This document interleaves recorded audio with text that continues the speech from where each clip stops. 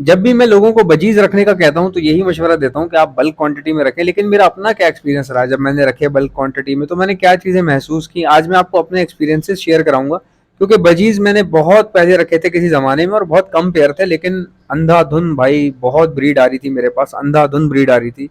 मतलब मुश्किल से मेरे पास 4-5 पेयर थे, लेकिन क्या ब्रीड थी उनकी यार। 7-7 8-8 बच्चे एक पेयर दे रहा था मेरे पास, ये पुरानी बात है। उसके बाद फिर मैंने लवबर्ड्स रखे। लवबर्ड्स में इतना मैं सक्सेसफुल नहीं रहा क्योंकि मुझे नॉलेज नहीं थी उस टाइम पे लवबर्ड की बिल्कुल भी। और उस टाइम पे वैसे भी मार्केट में भी किसी को कोई ज़्यादा नॉलेज होती नहीं थी। बस सिवाय चंद लोगों के होती होगी उन लोगों को, लेकिन मैं बिल्कुल छोटा था उम्र में। और उस टाइम पे इंटरनेट के ऊपर भी इतना कोई चीज़ें जो है वो इतनी आसानी से मिलती नहीं थी। यूट्यूब इतना ज़माना नहीं था उस टाइम यूट्यूब का।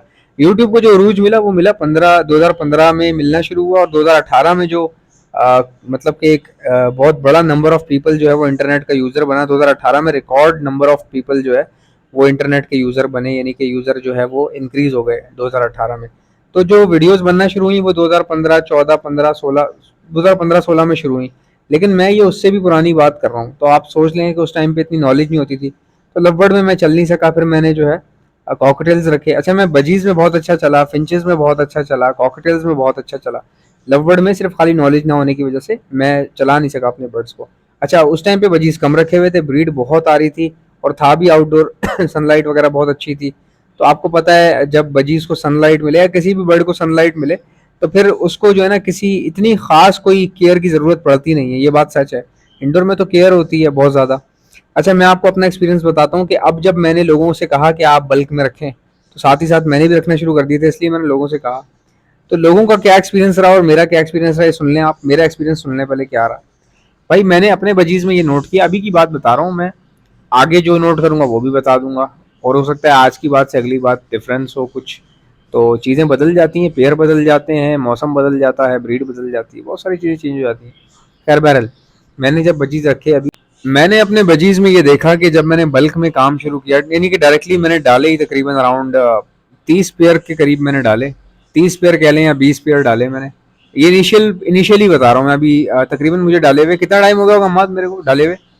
अब ये जो बजीज डाले हम लोगों ने अराउंड, हाँ 5 महीने हो गए, 4 महीने हो गए इसको, 5 महीने हो गए ना।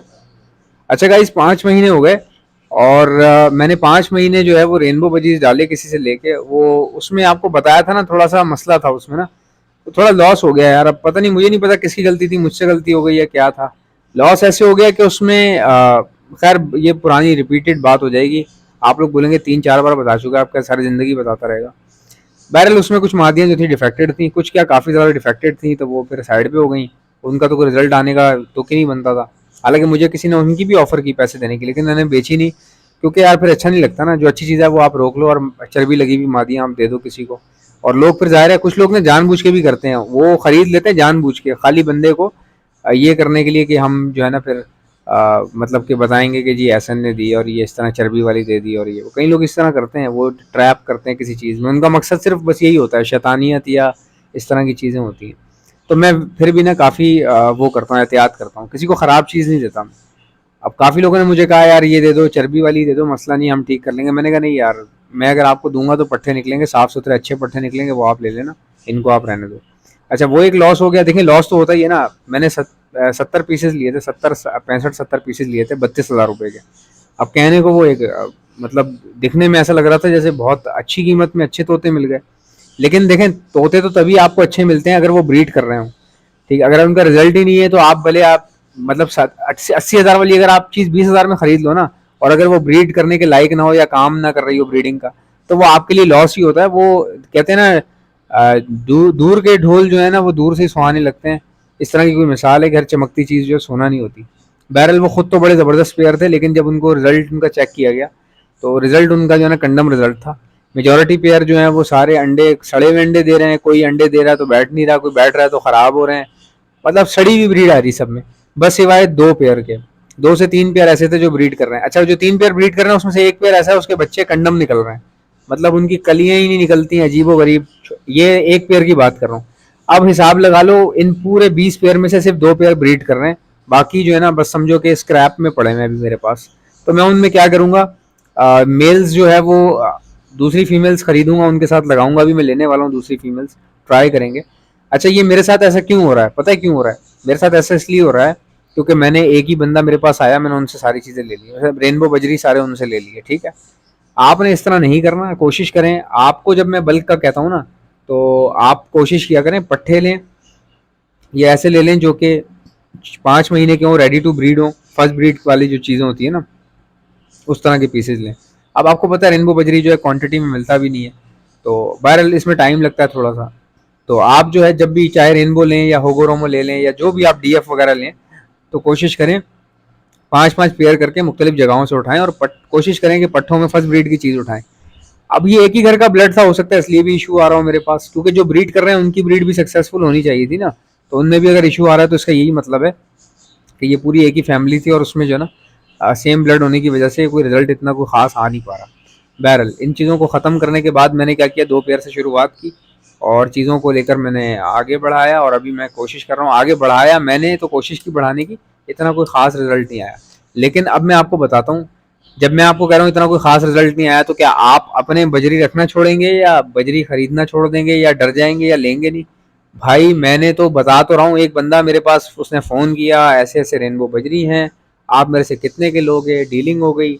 मैंने कहा यार मैं, वो तो शुक्र है कि मैंने बहुत ज़्यादा पैसे नहीं लगा दिए, क्योंकि मुझे भी, देखिए हम कारोबारी लोग हैं ना, हम खरीदते हुए रेट और होते हैं, बेचते हुए और होते हैं। हम खरीदते हुए अच्छी से अच्छी चीज़ जो है सस्ते सस्ती खरीद लेते हैं, बेचते वक्त वही अच्छी चीज़ अच्छे से अच्छे पैसों में निकाल देते हैं। तो ये रोज़गार है हमारा, और ऐसा नहीं है कि जो हमसे खरीदता है वो बेचारा सड़क पे आ जाता है, ऐसा कुछ भी नहीं होता। कोई इतना पागल नहीं है कि अपना घर बेच के आपसे कोई तोता खरीदेगा, ठीक है।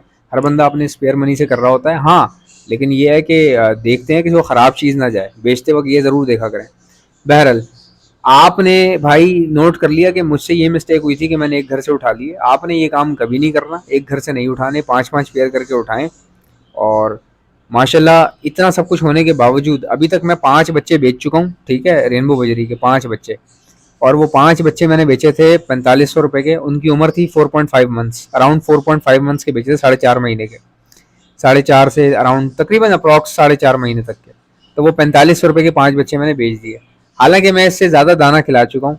वो बेचने भी नहीं थे बच्चे, और बस वो एक भाई ने अचानक कमिटमेंट कर ली, और मैं भी उस टाइम पे कुछ समझ नहीं सका चीज़ों को ना, क्योंकि मैं थोड़ा सा डिसहार्ट हुआ था कुछ ब्रीडिंग की तरफ से, तो मैंने कहा यार इनको बच्चे तो बेचो पहले, चलो कोई बात नहीं, मैंने कहा चलो बेच दो इसको।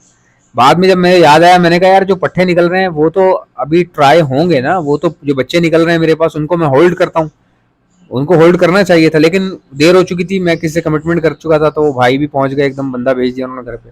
तो मैंने उनको दे के वो मामला ख़त्म किया, और फिर आगे बढ़ा मैंने, उनके नसीब में थे माशाल्लाह, बहुत अच्छी चीज़ चली गई उनको। तो वो साफ सुथरे बड़ी कंटाप चीज़ निकली थी मेरे पास। अब जो है वो उसी पेयर का क्लच आया हुआ माशाल्लाह से, तो बच्चे निकले हैं, मेरे ख्याल से 6 बच्चे निकले हैं। पहले 4 बच्चे दिए थे एक पेयर ने, अब 6 बच्चे दिए हैं इस बार। तो 6 में से जो है वो सब सही है, बस 2 को थोड़ी सी हवा लग गई, हमने शिफ्ट कर दिया ना, पेयर के जो केजेस हैं वो शिफ्ट कर दिए। शिफ्ट करने से ये हुआ कि उनको हवा लग गई थोड़ी सी, क्योंकि मैंने टेरेस में शिफ्ट कर दिया अंदर वालों को।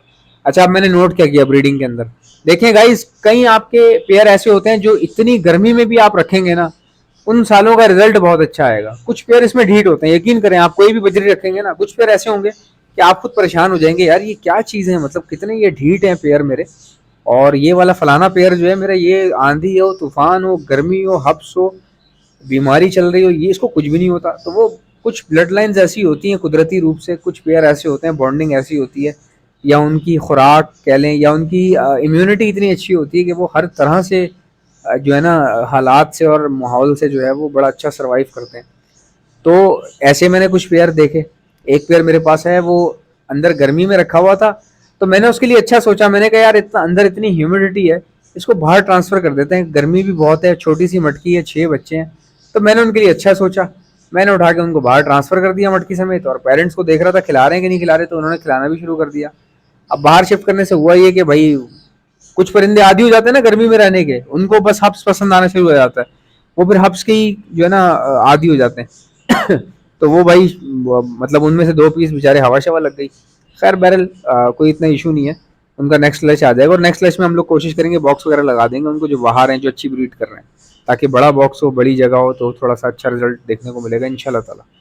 तो बहरहाल ये हो गया, और अभी ये माशाल्लाह से 6 बच्चे उतरेंगे, एक का दुक्का देखेंगे, अगर इसमें से ख़राब होंगे तो वो हम ख़त्म कर देंगे, बाकी रख लेंगे, उनको ऐड कर लेंगे, बेचेंगे नहीं, कोशिश यही होगी बेचें ना हम लोग। अच्छा, एक्स्ट्रा मेल्स हैं मेरे पास वैसे बाय द वे। एक भाई थे मेरे पीछे लगे हुए थे, तो मैंने कहा यार मैं देखूंगा, मेरे पास एक्स्ट्रा मेल्स हैं, अगर फीमेल हुई तो आपको कर दूंगा, वरना बहुत मुश्किल है, आप मुझे 5-6 महीने तक फ़ोन मत करना, क्योंकि मुझे पता है मैंने 5-6 महीने तक जो है ना अभी जमा करने हैं, बेचने नहीं है। तो देखें, होल्डिंग पावर होना बहुत ज़रूरी है। मैंने आपसे कभी नहीं कहा कि परिंदे रख के बैठ जाएं और बाकी कोई काम ना करें, नौकरियां छोड़ दें अपनी परिंदों के लिए, मैंने कभी नहीं कहा। मैंने ये बोला है कि एक बंदा नौकरी अगर कर रहा है इतने सालों से, और उस नौकरी के साथ उसने कोई बैकअप प्लान तैयार नहीं किया हुआ या कोई सेटअप नहीं लगाया हुआ, ये गलत है, ये बिल्कुल गलत है। और अगर किसी ने सेटअप लगाया हुआ है लेकिन कोई दूसरा काम नहीं कर रहा, सिर्फ सेटअप के ऊपर जो है वो मतलब रिलाई कर रहा है कि यही सेटअप से मेरा खर्चा चल रहा है, तो भाई कभी कभार ऐसी ब्रेक लगती है ना, ब्रीड को ऐसी ब्रेक लगती है, पूरा सेटअप ब्रेक लगा देता है। मतलब कोई पेयर ब्रीड ही नहीं कर रहा, अचानक कोई ना कोई मसला आ जाता है, ऐसा होता है। हमारे एक दोस्तों के चीचक आ गई, पूरा सेटअप खत्म हो गया यार, पूरा मतलब पिंजरी खत्म यार। आप सोचो 50 पेयर रखे हुए, 50 के 50 बेचने पड़ गए, 25 उसमें बर्बाद हो गए, 25 बिल्कुल लग रहा था कि इन्फेक्टेड हो रहे हैं या होने वाले हैं, वो दे दिए उसने, खत्म हो गया, सेटअप भी खत्म हो गया। तो ऐसा भी होता है, लेकिन सही वक्त पे सही डिसीजन लिया उसने, वक्त पे जो है ना उसने बेच दिए, ये सोच के कि इन्हीं पैसों से दोबारा लगा देंगे, क्योंकि अभी रेट नीचे आने वाले हैं। आपको पता है लव बर्ड में बहुत ज़्यादा ब्रीडर बहुत इन्वॉल्व हो गए हैं, हर बंदा ब्रीडर है, इतनी सप्लाई आ रही है लव बर्ड के अंदर, ठीक ठाक सप्लाई आ रही है। पहले डिमांड बहुत थी, अब सप्लाई बहुत है। पहले डिमांड थी, हर बंदा ब्रीडर बनना चाह रहा है तो सारे ब्रीडर बन गए, अब डिमांड इतनी है नहीं, लेकिन ब्रीडर बहुत सारे बन चुके हैं ऑलरेडी, तो माल कहाँ जाएगा, सारा एक्सपोर्ट हो जाता है ऑब्वियसली। लेकिन अब हर चीज़ तो एक्सपोर्ट नहीं हो जाएगी ना, हर एक चीज़ एक्सपोर्ट नहीं होती। तो उसने सही डिसीजन लिया, उसने अपना सेटअप खत्म कर दिया, पैसे उसने रिकवर कर लिए बिल्कुल पीक सीजन में, और वो पैसे अब वो यूटिलाइज कर लेगा, ठीक है। तो अब ये अल्लाह बेहतर जानता है कि उसने बता के दिए क्या किया क्या नहीं किया, उनका पर्सनल मैटर है, हमें इससे कोई लेना देना नहीं है किसी से, ठीक है, और ना हम किसी को जज कर सकते हैं। मेरी सबसे बड़ी खासियत ये है कि मैं लोगों को जज नहीं करता। कोई ऐसा लग रहा है तो उसने वैसा किया हुआ होगा, ये बंदा ऐसे कह रहा है तो उसने ऐसा किया हुआ होगा, नहीं भाई मुझे नहीं पता। हम मैं हर बंदे की सुन लेता हूँ बात, क्योंकि देखें इंसान इंसान है, अगर आप किसी को जज करेंगे तो कोई आपको जज करेगा। आप किसी को बोलेंगे यार ये जो है ना पागल बना रहा है, तो वो भी यही बोलेगा कि यार पागल तो तू बना रहा है। तो दुनिया में कभी भी हमेशा याद रखें, जज ना करें। तो ये बातें अपनी जगह, तमाम चीज़ें मैंने आपको समझाई। बजीज के अंदर आप काम कर सकते हैं भाई, लेकिन आप डिपेंड ना करें बजीज के ऊपर। कोई इतना बड़ा टर्नओवर नहीं है कि भाई तुम्हारा बजीज से इतना पैसा निकलेगा कि तुम अपना यूनिवर्सिटी का पूरा फीस दे पाओगे, ऐसा नहीं है। खर्चा निकल आता है बजरी से, ये बात बिल्कुल सच है, और इनिशियल लेवल पे बहुत बेहतरीन काम है। बस फ़र्क ये है कि यार कॉमन बजरी जो है ना आपने नहीं रखने, यार कोशिश करें, रख भी रहे हैं तो फॉस्टरिंग के लिए रख लें, लेकिन अपना मेन फोकस आप किस पे रखेंगे, येलो डीएफ पे, येलो डीएफ होगोरोमो, ठीक है, येलो डीएफ होगोरोमो की बहुत अच्छी डिमांड है। रेनबो बजीज पे अपनी फोकस रखें, रेनबो बजीज को कन्वर्ट करवाएं होगोरोमो के अंदर, वो तो एक वर्किंग है। खैर अगर पैसे नहीं है तो फिर आप ये काम ना करें, आप डायरेक्टली जो है येलो डीएफ होगोरोमो, वाइट डीएफ होगोरोमो ये रखें आप अपने पास, अच्छे फ्लावर में अच्छी अच्छी पेयरिंग लगाएं, बड़े बड़े केजेस दें। तो ये सब मैं ट्राई कर रहा हूँ अभी आहिस्ता आहिस्ता। एक धचका मैंने जानबूझ के खाया, जानबूझ के, क्योंकि देखें मुझे रिस्क लेना था, हालांकि मुझे सब पता था कि यार एक घर के सारे पीसेज हैं, पता नहीं परफॉर्म करेंगे सही, कोई मसला ना हो, इन ब्रीडिंग हो जाएगी। अब इन ब्रीडिंग मजबूरी भी थी, सारे रेनबो एक ही घर से लिए, तो बाहर से कौन से रेनबो ले, इतने पैसे ही नहीं थे ना, 32,000 लगा चुका था मैं, एक्स्ट्रा मनी थी, 32,000 रुपये मैंने लगा दी, खत्म बात। तो अब जो है वो उसको मैंने एक्सपीरियंस कर लिया माशाल्लाह, कोई इसमें इतना मसला नहीं है, सीखने को मिल रहा है बहुत कुछ, बहुत अच्छा फील कर रहे हैं। कुछ पेयर हमारे डिस्टर्ब्ड हैं बेचारे, एक फीमेल का इशू है किसी का, और कुछ में ऐसा है कि मेल वगैरह कोई इतने खास नहीं है, तो हम इसको शफल करेंगे, हम बाहर से कुछ पीसेज और उठा रहे हैं, उनके साथ हम इनको स्प्लिट कर देंगे, और फिर हम देखते हैं क्या रिजल्ट आता है। अच्छा आया बहुत खुशी होगी, नहीं अच्छा आया फिर कुछ और चीज़ ट्राई करेंगे। तो ट्राई करते ही रहना चाहिए, क्योंकि हमारा एम जो है वो पैसे नहीं होने चाहिए खाली, पैसा देना तो अल्लाह का काम है, ब्रीडिंग आएगी पैसा भी आ जाएगा, लेकिन एम ये होना चाहिए कि आप उतावले ना हो, और परिंदे के अंदर जो है ना लालच, हवस ये ना रखें आप। अगर आप परिंदे को रखते हैं ना तो हवस से ना रखें कि यार पैसों की हवस है, बस बस आ जाए पैसे किसी भी तरीके से, ये चीज़ छोड़ें। जब आप ये चीज़ छोड़ देंगे तो भाई पैसा अपने आप आपके पीछे आए। जैसा कि आप जानते हैं ब्रीडिंग सीजन आ चुका है, अगर आप में से किसी को बर्ड्स के लिए ब्रीडिंग मल्टीविटामिन चाहिए तो आप ऑर्डर पर मुझसे मंगवा सकते हैं, मैं all over the Pakistan supply करता हूँ। ऑर्डर करने का तरीका बताता हूँ, पहले सुन ले मेरे पास क्या क्या चीज़ें। हमारे पास ब्रीडिंग मल्टीविटामिन है, calcium plus vitamin D liquid है, प्रोटीन लिक्विड है हमारे पास, इलेक्ट्रोलाइट्स होते हैं हमारे पास, गर्मी बहुत ज़्यादा है, बर्ड्स को इलेक्ट्रोलाइट्स की जरूरत पड़ती है, तो ये भी आपको हमारे पास से मिल जाएंगे। बच्चों को, चिक्स को बचाने के लिए डॉक्सीसाइक्लिन का इस्तेमाल किया जाता है, ये भी आपको हमारे पास से मिल जाएगी। और खाली चिक्स को बचाने के लिए नहीं, ये सेहतमंद बर्ड्स को दी जाती है, अपने पूरे सेटअप पे 6 दिन का कोर्स करवाया जाता है हर महीने। तो ये बहुत अच्छी होती है। और कोई बर्ड बाहर से लाए तो उसको भी समझ लीजिए जरासीम से पाक करने के लिए, या बैक्टीरियल इन्फेक्शन अगर वो अपने साथ लाया है उसको खत्म करने के लिए भी यही 6 दिन का कोर्स करवाया जाता है डॉक्सीसाइक्लिन का। अब अगर कोई बर्ड बीमार हो चुका है, कोई बीमारी आ गई है, मिसाल के तौर पे नज़ला, खांसी, मोशन, बुखार या सोकड़े की बीमारी हो रही है, आंखें सूज रही हैं, बर्ड कमजोर हो रहा है, तो ऐसे वायरल लगने के बाद हार्ड एंटीबायोटिक का इस्तेमाल किया जाता है। ये भी आपको हमारे पास से मिल जाएगी। एंटी लाइसिस स्प्रे, जो जुओं के लिए परिंदों के ऊपर स्प्रे मारा जाता है, उनकी जुएं खत्म हो जाती है लेकिन परिंदे को कुछ भी नहीं होता, ये भी आपको मेरे पास से मिल जाएगी। और एक ऐसा प्रोडक्ट है जो मेरा अपना बनाया हुआ है, हैंड फीड है ये।